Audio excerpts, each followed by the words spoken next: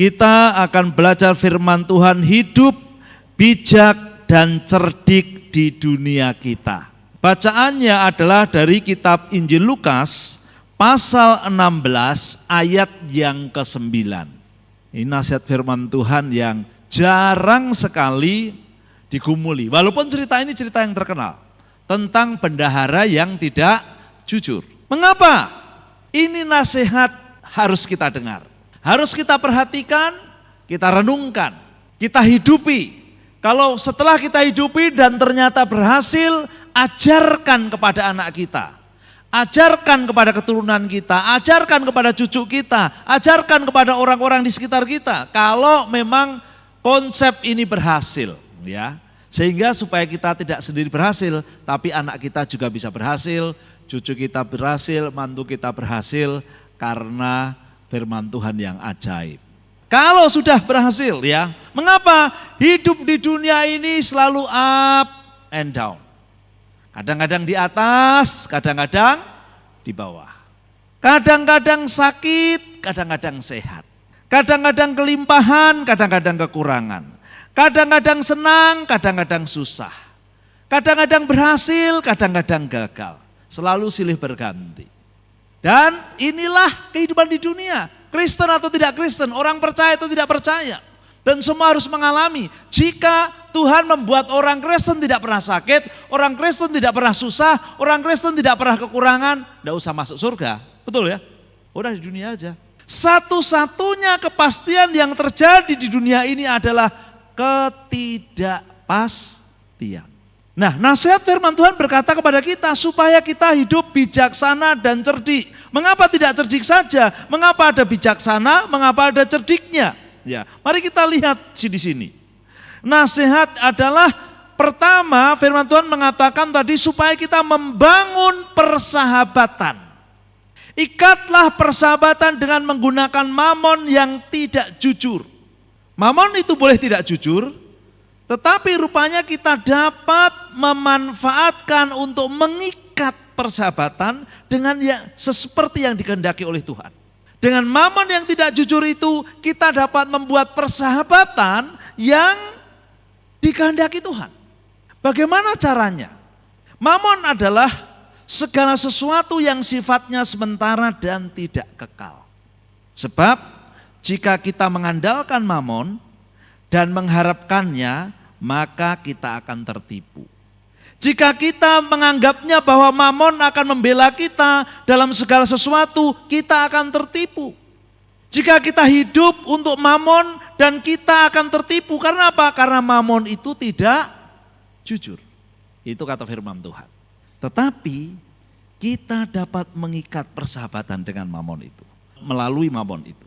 Mamon itu bisa berupa harta kekayaan, uang, kedudukan, penghormatan, prestasi, rumah, kendaraan, pertemanan, pekerjaan, kesempatan, dan semua yang sifatnya tidak kekal, yang dibutuhkan dan dikejar oleh banyak manusia. Yang saya sebutkan ini dikejar oleh banyak manusia, diingini oleh banyak manusia. Dan banyak manusia tertipu karena setelah mengejarnya dijadikan sahabat. Bukan dipakainya untuk mengikat persahabatan, tapi dijadikannya sahabat dan tertipu. Kita bersyukur kalau kita dapat melakukan hikmat Tuhan ini. Itulah sebabnya firman Tuhan katakan supaya kita cerdik dan bijaksana. Bagaimana caranya? Kita belajar dari bendahara yang tidak jujur. Ya. Kita membaca di dalam Lukas 16 ayat 1 sampai 9. Ini cerita yang membingungkan ya. Cerita tentang bendahara yang dipuji oleh tuannya. Mengapa? Karena cerdik. Cerdiknya adalah bahwa bendahara itu ketika melihat beberapa surat hutang tuannya, kemudian orang-orang yang berhutang dipanggilnya. Kamu hutang berapa? Hutang 100 juta. Lalu ganti perjanjiannya. Saya akan ganti jadi hutangnya 50 juta. Hutangnya 100 juta, bayarnya berapa? 50 juta. Senang tidak? Kalau saya sukacita. Ya, saya belum pernah begitu. Saya belum pernah hutang di BRI, hutang di BCA, hutang di BNI. Enggak tahu saya hutang di mana saja itu. Bayar hutang 100 juta, suruh bayar 50 juta, belum pernah sepanjang hidup. Siapa yang pernah? Angkat tangan. Kita ini punya bos yang kekayaannya tidak mungkin bangkrut kalau kita cerdiki. Siapa itu? Tuhan. Betul ya? Halo?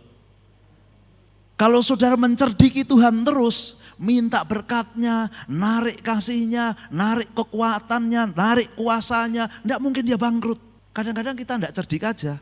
Kita miskin, kita sulit, kita sakit, tapi tidak pernah menarik kuasa Tuhan. Tidak pernah mencerdiki Tuhan. Kita bahkan kadang-kadang seperti orang-orang dunia inginnya mencerdiki sesamanya.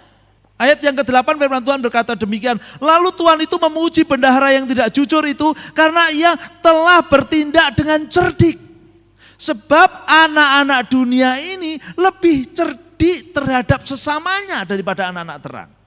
Nah, banyak anak-anak terang, cara hidupnya seperti anak-anak dunia, mencerdiki sesamanya. Apa yang dilakukan anak-anak dunia? Anak-anak dunia mencerdiki sesamanya karena itulah yang mereka yakini sebagai jalan kesuksesan. Kalau saya dapat lebih cerdik daripada sesamaku, aku pasti sukses.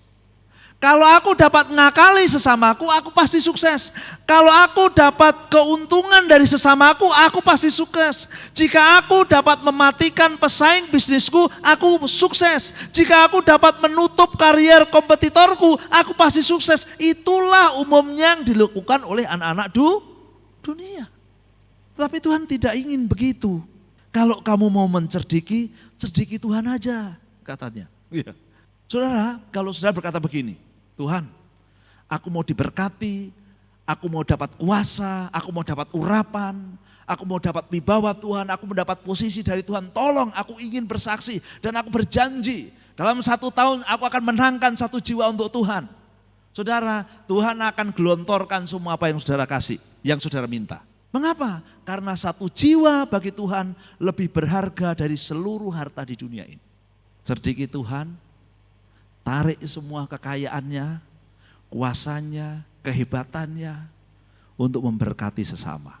Dan saudara akan dipakai oleh Tuhan. Jangan mencerdiki sesamanya terus, tetapi bijaksanalah ketika kita bersama sesama kita. Firman Tuhan katakan di Matius 16 ayat 19, kepadamu kuberikan kunci kerajaan Allah. Ini kunci kerajaan Allah, kata firman Tuhan. Apa yang kau ikat di dunia ini akan terikat di surga. Dan apa yang kau lepaskan di dunia ini akan kau lepaskan di surga. Saya berkata, firman Tuhan berkata pada kita, hiduplah bijaksana, bangun persahabatan. Sehingga ketika suatu saat nanti kita ditolak dari dunia ini, dunia ini tidak akan terus bersama dengan kita. Kita masuk ke dalam kemah abadi. Dan apa yang kita ikat di dunia ini, segala sesuatu yang kita miliki sementara, kemampuan kita, tenaga kita, ya, kesehatan kita, posisi kita, keuangan kita, harta kita, semua sementara.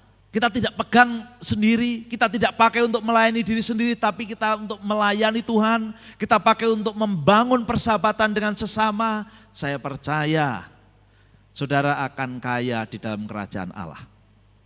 Karena apa yang kau ikat di dunia ini akan terikat di surga. Inilah kunci, kata firman Tuhan. Inilah yang Tuhan anjurkan kepada kita. Tuhan menginginkan setiap kita semua menjalin persahabatan dan mengikat persahabatan dengan Allah, dengan sesama. Sehingga kita menjadi milik Tuhan yang semakin hari dipakai Tuhan. Berkat Allah melimpah atas kita. Tidak apa-apa Tuhan dicerdiki, Tuhan tetap beruntung. Asal kecerdikanmu mencerdiki Tuhan, kemudian membawa jiwa-jiwa untuk diselamatkan. Semua berkat Tuhan yang Tuhan berikan itu tidak sia-sia. Amin. Jangan kekuatan kita untuk melayani diri kita sendiri. Posisi kita untuk melayani keangkuhan diri sendiri. Harta kita untuk melayani kedagingan kita sendiri. Jangan. Ya. Mari kita mengikat persahabatan-persahabatan yang dikehendaki Tuhan. Dengan mamon yang sementara ini. yang tidak jujur ini. Ya. Boleh Mamon tidak jujur, tapi kita dapat menggunakannya untuk kemuliaan nama Tuhan. Haleluya.